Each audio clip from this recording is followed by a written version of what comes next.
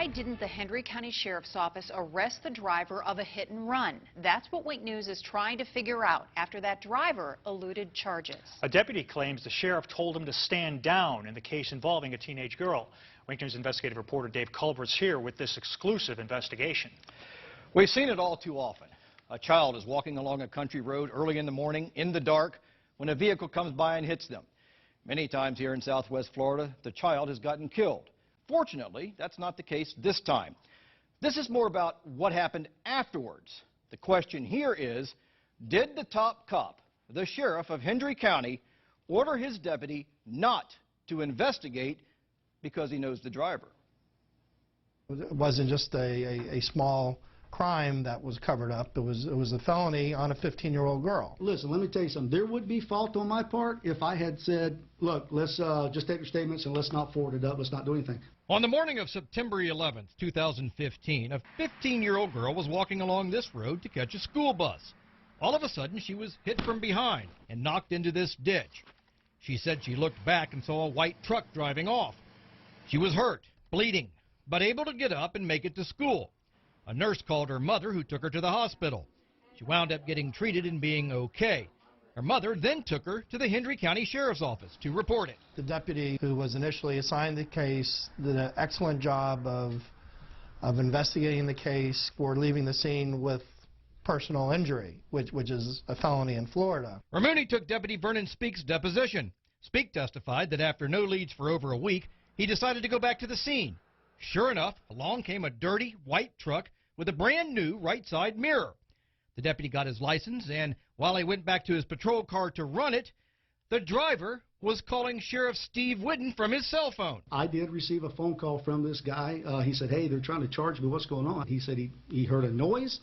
He didn't know what. He thought a piece of road debris had kicked up from his truck. He said when he reached his destination, he saw that his mirror was broke. He said, oh, no, I must have hit something. So he backtracked. He went all the way back. He said the only thing he saw on the road at the time was a school bus leaving, which led us to believe that he did come back. I said, I don't think it meets the elements of the crime.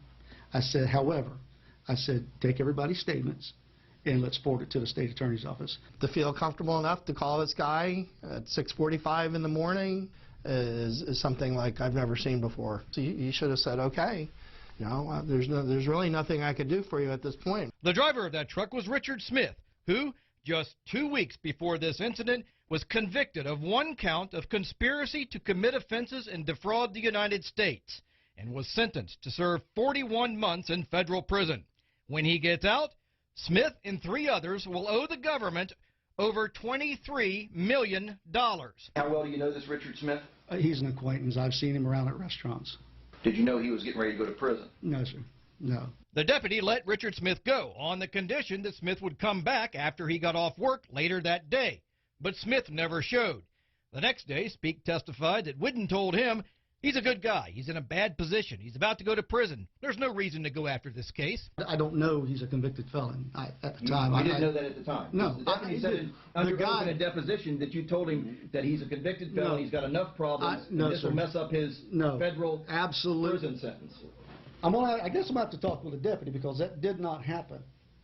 That absolutely did not happen. Having a person who you know that's been involved in a major federal fraud case question you and ask you for favors, and you in turn do those favors for that felon, again, is beyond disbelief. Why would we forward it to the state attorney's office if I told him that? If I told him that, there would be nothing sent to the state attorney's office. But was anything sent to the state attorney's office? The next day, just 2 days after finally locating the driver, a Hendry County lieutenant wrote in his own report, "This case will be closed. Leads exhausted." And our investigation is done. We've done all we can do on it. But on September 24th, this report says it's been closed. Okay. So why would you send a closed case to the state attorney's office? Evidently it wasn't closed. I don't know why he would put that in there, is what I'm saying. So you're saying that even though the lieutenant said it was closed, you guys forwarded it to the state attorney's office? Yes, sir. Listen, I have never in my life told a deputy to stop an investigation. Okay. Never. But I told the deputy, no, do the report, take everybody's statements, let's let the state attorneys decide, because I'm not sure if it meets the elements. And that's what we did. We did everything by the book.